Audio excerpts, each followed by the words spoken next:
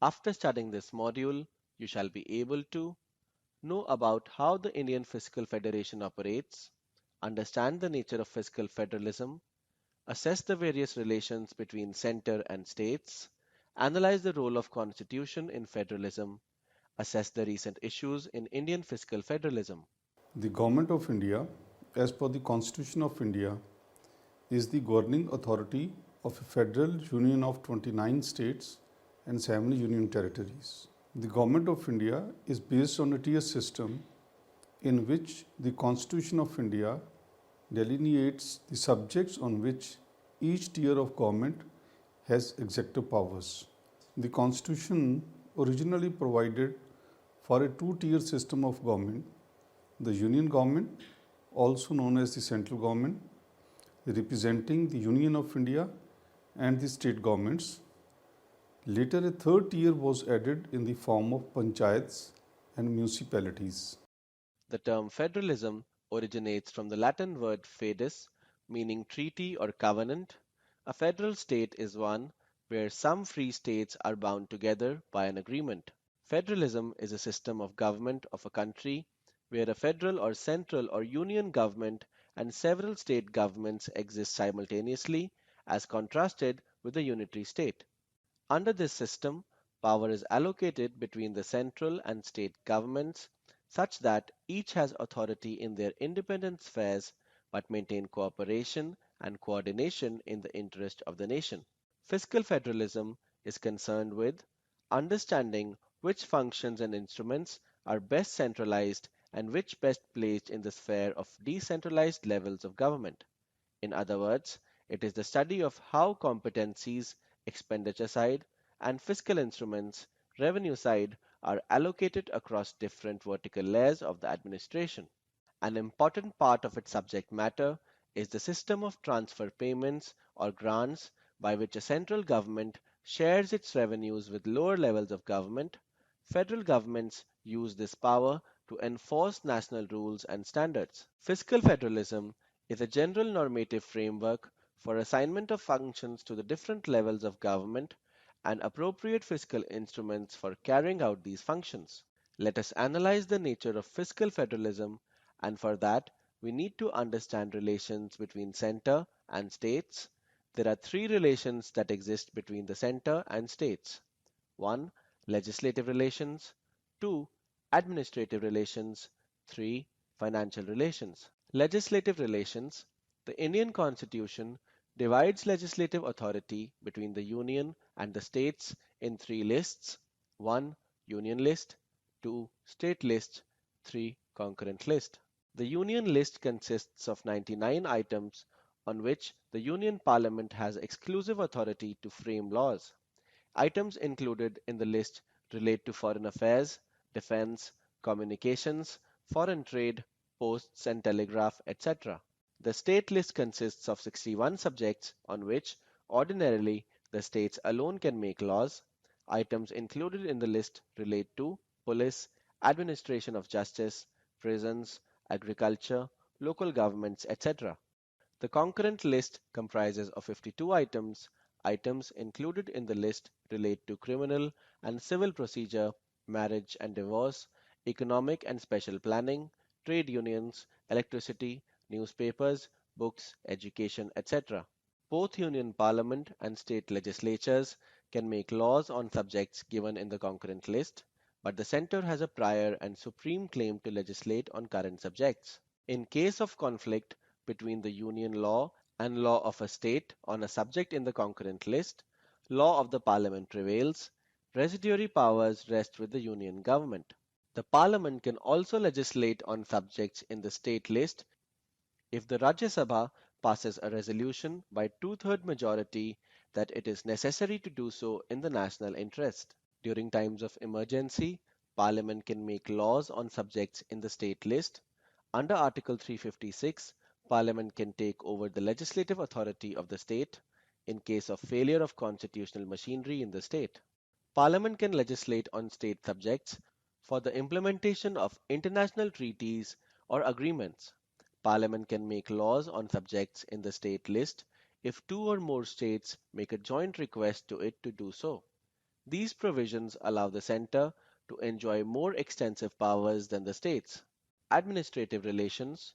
The Indian Constitution is based on the principle that the executive power is coextensive with legislative power, which means that the union executive or the state executive can deal with all matters on which the parliament or the state legislature can legislate. The center can issue directives to the state to ensure compliance with the laws made by the parliament for construction and maintenance of the means of communications declared to be of national or military importance, on the measures to be adopted for protection of the railways, for the welfare of the scheduled tribes, and for providing facilities for instruction in mother tongue at primary stage to linguistic minorities. The center acquires control over states through All India services, grants and aid, and the fact that the Parliament can alone adjudicate in interstate river disputes during a proclamation of national emergency as well as emergency due to the failure of constitutional machinery in a state, the union government assumes all the executive powers of the state. Let us now discuss the financial relations between center and the states. The Indian Constitution has provided independent sources of revenue to both the union government and the states. While Union Parliament can levy taxes on the subjects included in the Union list, states can levy taxes on the subjects in the state list. Ordinarily, there are no taxes on the subjects in the concurrent list. However, the states are greatly dependent on the center for finances to meet their ever increasing developmental expenditures. The center can exercise control over state finances through the Comptroller and Auditor General of India and grants in aid. During any financial emergency, the President has the power to suspend provisions regarding division of taxes between the center and the states. Article 280 of the Constitution allows for the formation of a finance commission by the President once in every 5 years for making recommendations about distribution of net proceeds of the taxes between the center and the states and principles governing grants and aid. According to the Article 356 of the Constitution of India, states must exercise their executive power in compliance with the laws made by the central government. Article 357 calls upon every state not to obstruct the executive power of the union within the states.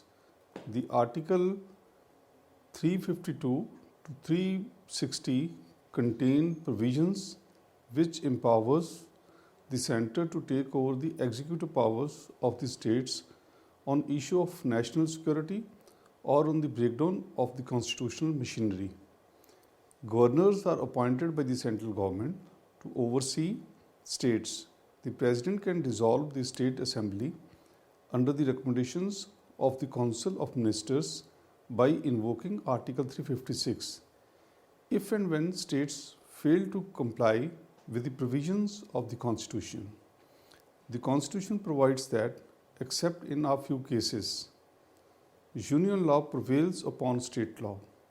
If any provision of a law made by the legislature of a state is repugnant to any provision of a law made by Parliament, which Parliament is competent to enact, or to any provision of an existing law with respect to one of the matters enumerated in the concurrent list, then the law made by the Parliament, whether passed before or after the law made by the legislature of such a state, or as the case may be, the existing law shall prevail, and the law made by the legislature of a state shall, to the extent of repugnancy, be void. There is an exception to this in cases where a law made by the legislature of a state with respect to one of the matters enumerated in the concurrent list contains any provision repugnant to the provisions of an earlier law made by Parliament or an existing law with respect to the matter, then the law so made by the legislature of such state shall, if it has been reserved for the consideration of the President and has received his assent, prevail in that state, provided that nothing in this clause shall prevent Parliament from enacting at any time any law with respect to the same matter, including a law adding to, amending, varying, or repealing the law so made by the legislature of the state. Now we will try to understand the concept of cooperative and organic federalism.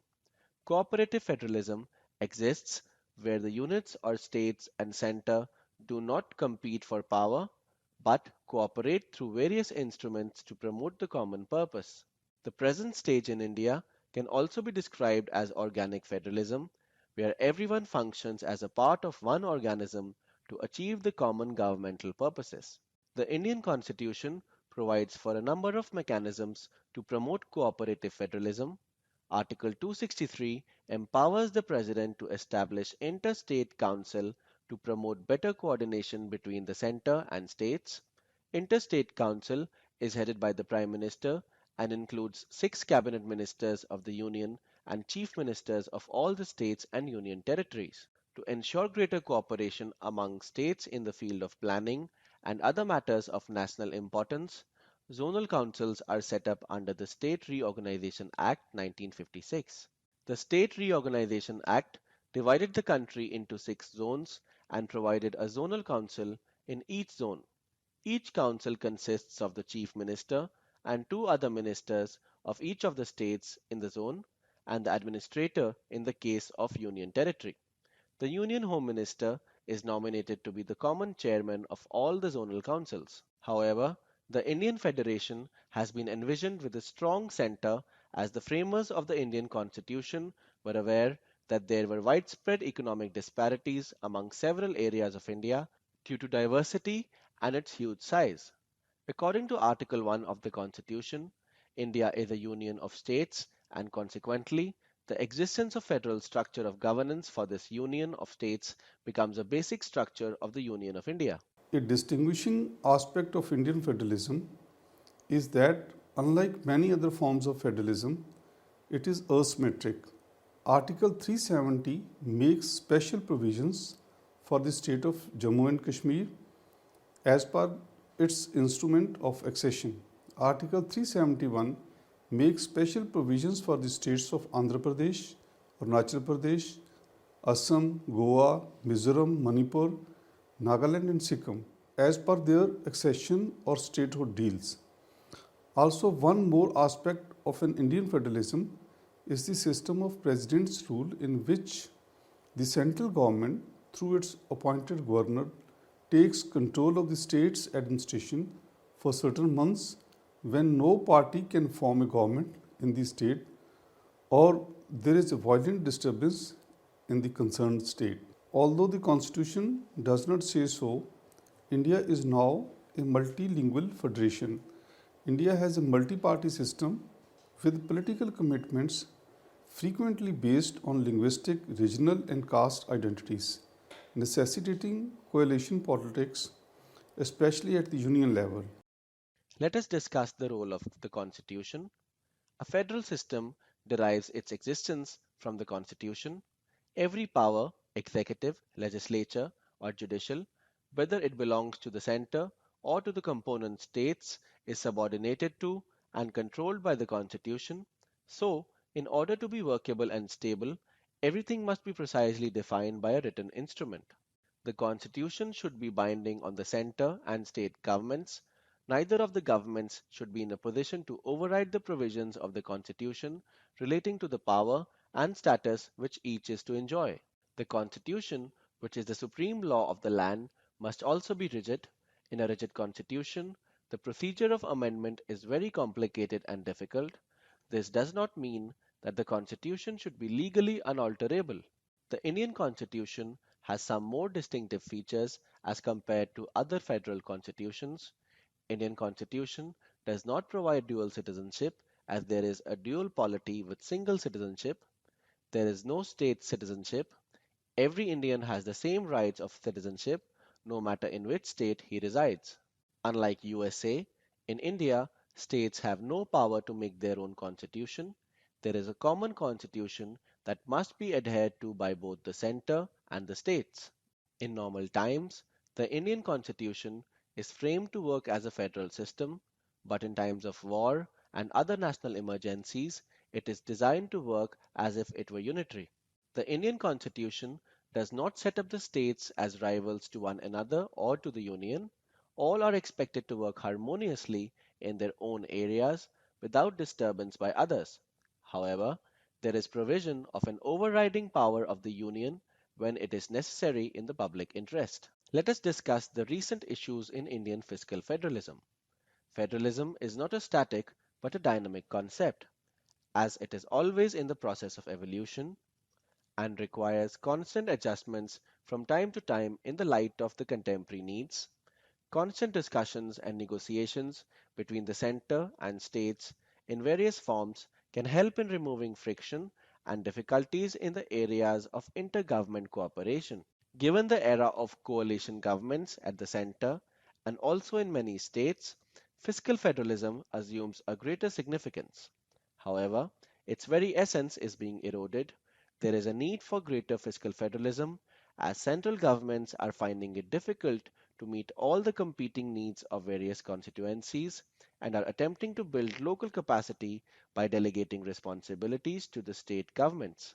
Central governments are dependent on state governments to assist them in implementing economic development strategies. State governments are demanding more autonomy and taxation powers to meet their expenditure responsibility. The center plays a significant role in the economy by correcting instances of market failure, ensuring equitable distribution of income, maintaining macroeconomic stability at full employment, and controlling inflation. Market failures can be corrected by providing public goods, and as these depend on local inputs and needs, these should be under the state purview. So, there is a need for coordination between central and state governments. Over the years, there have been many issues of states' power to utilize available fiscal instruments on the revenue side at a time when their expenditure policies are heavily influenced by central plan and transfer of central funds to the states. Moreover, by announcing several centrally sponsored schemes, the center has systematically eroded fiscal autonomy of states, and state governments are forced to bear some significant portion of their costs. As state governments are getting more burdened with their fiscal responsibilities, centrally sponsored schemes should be entirely funded by the central government. This will result in state governments' willingness to undertake better implementation of such schemes.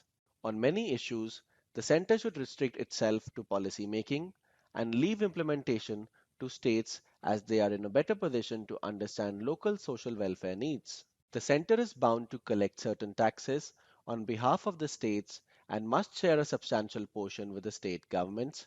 But while deciding taxation, the center does not discuss all relevant tax related issues with the states. Over time, the proportion of plan assistance to states from the center has reduced hugely and now is just about 10% of total outlays from around 60% earlier. Over time, the autonomy of Finance Commission has been considerably eroded, largely due to political economy of center-state fiscal relations. The center determines the terms of reference of finance commissions and interprets their recommendations to suit its own needs. Finance commissions are compelled to first determine the requirements of the central government, including budgetary support to the central plan, leaving little for distributing among the states. There have been issues where state governments were denied their legitimate share of revenues on account of political differences with the center. Actually, state governments are much more competent than the center to undertake provisioning of most public goods whose needs are local in nature.